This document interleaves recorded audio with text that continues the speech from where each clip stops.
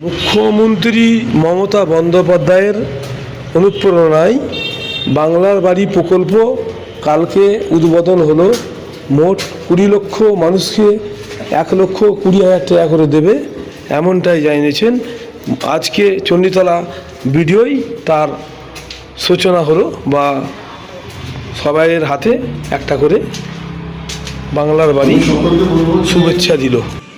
আমাদের সঠিক সময়ে আমাদের এই টাকাটাকে ইউটিলাইজ করতে হবে এবং তবে কিন্তু পরের ইনস্টলমেন্টটা পাবেন। ঠিক আছে, তো যত তাড়াতাড়ি করতে পারবেন, করতে লাগে তত তাড়াতাড়ি আপনাদের বাড়িতে কিছু যাবে। ততক্ষণ সময় তখন দেখবেন ব্যস্ত থাকবে, তখন হয়তো দেরি করলে তখন দেখবেন হয়তো সেই টাকা পেতে অনেক দেরি হয়ে যাচ্ছে। তাই নাকি একদম। তো আমি সবাইকে অনুরোধ করবো যে তাড়াতাড়ি যেন খুশি আমি মমতাদির শুভেচ্ছা আর আমাদের গ্রাম পঞ্চায়েত বা ব্লক সকলের আশীর্বাদে অনেকদিন ঘুরে ঘুরে এখন একটা ঘর পেয়েছি, তা আমি ধন্যবাদ জানাই। তা খুশি হয়েছি। আপনারা ভালো থাকুন, আমার পরিবর্তে কিছু যদি দেয়ার থাকে দেবেন। আমরা বাংলার বাড়ির যে ফেজ 2 প্রোগ্রাম আছে, ফেজ 2 প্রোগ্রামের জন্য আজকে চণ্ডীতলা 1 পঞ্চায়েত সমিতির তরফ থেকে তথা ব্লকের তরফ থেকে আজকে আমাদের এখানে প্রোগ্রাম অনুষ্ঠিত হলো। এবং তার সঙ্গে সঙ্গে একাধারে আমাদের 9টি গ্রাম পঞ্চায়েতের প্রত্যেকটি জায়গাতে আজকে আমাদের বাংলার বাড়ির যে গতকাল মুখ্যমন্ত্রী সিঙ্গুর থেকে ইনঅগ্রেশন করেছেন বাংলার বাড়ি ফেজ 2, সেখানে যেহেতু কালকে প্রোগ্রাম ম্যাডাম ইনঅগ্রেশন করেছেন, তো আজকে সমস্ত আমাদের বেনিফিশিয়ারিদেরকে নিয়ে প্রত্যেকটি গ্রাম পঞ্চায়েত এবং পঞ্চায়েত সমিতিতে আজকে আমরা প্রোগ্রাম সাফল্যমণ্ডিত করলাম।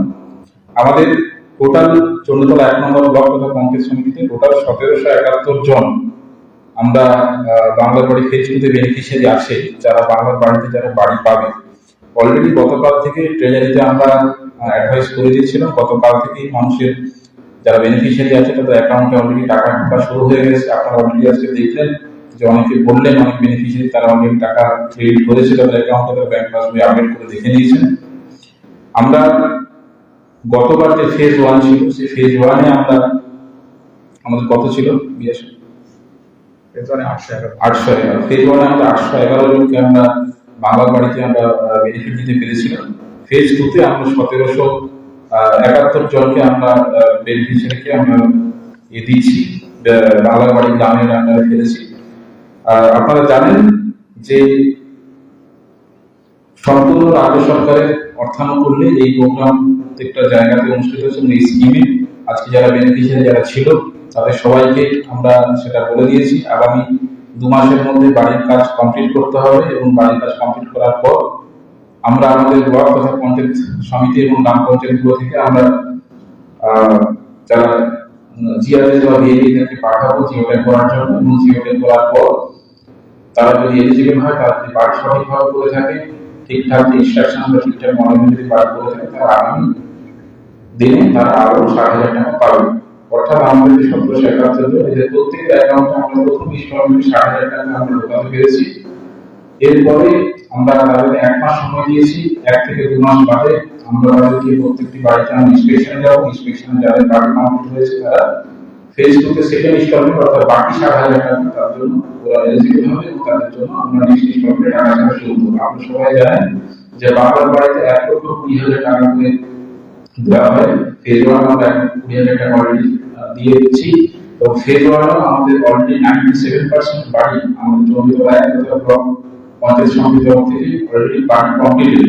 এবং আজকে আপনাদের বেশ কিছু ডকুমেন্টেশন অলরেডি আপনাদের দেখালাম, যেখানে দেখতে পেলেন আমাদের মশার, কৃষ্ণরামপুর, নবাবপুর বিভিন্ন জায়গাতে খুব সুন্দর সুন্দর বেশ কয়েকটি বাড়ি তৈরি হয়েছে, যা ভিডিও ক্যামেরার মাধ্যমে আমরা সবাইকে জানিয়েছি। আমরা আশা করবো ফেজ 2 তে ঠিক ফেজ 1 যেভাবে আমরা কাজ করেছি, ফেজ 2 তেও ঠিক সরকারি গাইডলাইন এবং নির্দেশনা মেনে আমরা সঠিকভাবে বেনিফিশিয়ারিদেরকে যে গাইডলাইন আছে সেই গাইডলাইন অলরেডি বলে দেওয়া হয়েছে, তারা সেই গাইডলাইন মেনে তারা বাড়ি তৈরি করবেন এবং তাহলে তারা ফেজ 2 তে সেকেন্ড ইনস্টলমেন্টে তাড়াতাড়ি তারা এলিজিবল হবে। আমাদের সঙ্গে চণ্ডীতলা 1 নম্বর পঞ্চায়েত সমিতির সভাপতি সাহেব আছেন, জেলা পরিষদের মেম্বার ম্যাডাম আছেন, পঞ্চায়েত সমিতির কর্মাধ্যক্ষ সাহেব ম্যাডামরা আছেন। তো আমরা সবাই মিলে টিম হিসেবে আমরা আমাদের যতগুলি গ্রাম পঞ্চায়েত আছে প্রত্যেকটি জায়গাতে আজকে প্রোগ্রাম হচ্ছে। আমরা তার প্রোগ্রাম ভিডিও আপনাদের সাথে শেয়ার করব এবং প্রতিটি জায়গায় মানুষের মধ্যে যে অদ্ভুত একটা উন্মাদনা আমরা দেখতে পাচ্ছি, কারণ এতদিন ধরে প্রায় 98 সাল থেকে তারা বাংলার লিস্টে নাম ছিল, মানে আমাদের আবাস যোজনা লিস্টে নাম ছিল, কিন্তু তা সত্ত্বেও তারা এতদিন কিন্তু বাড়ি পাচ্ছিলেন না। এতদিনে তারা বাড়ি পেলেন এবং তাতেও তারা অনেকেই স্বইচ্ছায় অনেকে তাদের খুশির ম্যাটারটা আমাদের সাথে ব্যক্ত করেছেন। আমরা আশা করব তাদের যে বাকি যে কাজ অর্থাৎ যে 60,000 টাকা পেয়েছে সেই কাজটা কমপ্লিট করে বাকি 60,000 টাকা তাদের খুব তাড়াতাড়ি তুলে দিতে হবে। সবাইকে আমরা চন্দ্রতলা ব্লকের তরফ থেকে ফাউন্ডেশনের তরফ থেকে ধন্যবাদ জানাই। আমরা আপনাদের মাধ্যমে আরো বার্তা দিতে চাই যে সাধারণ মানুষ যারা আছেন তারা যারা এই বাড়ির কাছে যারা বাড়ি পেয়েছেন তারা খুব তাড়াতাড়ি কাজগুলো শুরু করে তারা কমিশন টাকা দিতে পারে। যারা এখন মনে হচ্ছে কেউ ডিপ্রাইভ হয়ে গেছেন, এখন মনে হচ্ছে যে কোনো জায়গায় কোনো দরিদ্র মানুষ রয়ে গেছেন, তার বাড়ি তিনি পাননি, তার ক্ষেত্রেও কিন্তু আমরা আমাদের বিডিও অফিসে দরজা সবসময়, পঞ্চায়েতের দরজা সবসময় মানুষের জন্য খোলা। তারা আমাদের কাছে লিখিতভাবে অ্যাপ্লিকেশন জানান, আমরা তার বাড়ি ইন্সপেকশন করে আমরা নির্দিষ্ট জায়গায় জানাবো। আমরা চেষ্টা করবো সাধারণ মানুষের এইভাবে পাশে থাকা।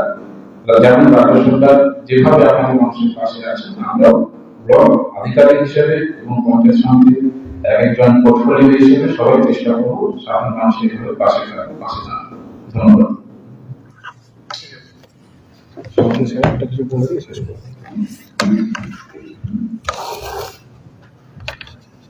তো সকলকে ধন্যবাদ।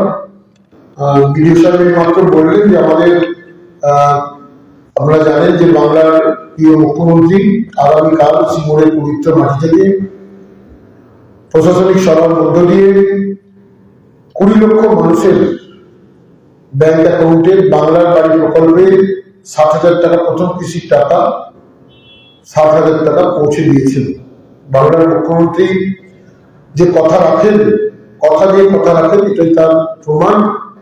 আবার একবার প্রমাণ করে দিলেন, যেমন লক্ষ্মীর ভান্ডার, কৃষক বন্ধু, কন্যাশ্রী, রূপশ্রী থেকে শুরু করে আজকে বাংলার বাড়ির ক্ষেত্রে তিনি প্রমাণ করে দিলেন যে কেন্দ্রীয় সরকারের বঞ্চনা সত্ত্বেও বাংলার কোষাগার থেকে বাংলার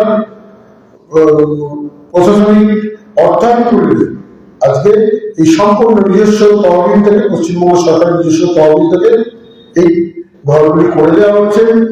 এবং বিডিও সাহেব বলে এতক্ষণ যে এই ঘর প্রথম কিস্তির টাকা অলরেডি সবার অ্যাকাউন্টে ঢুকে গেছে।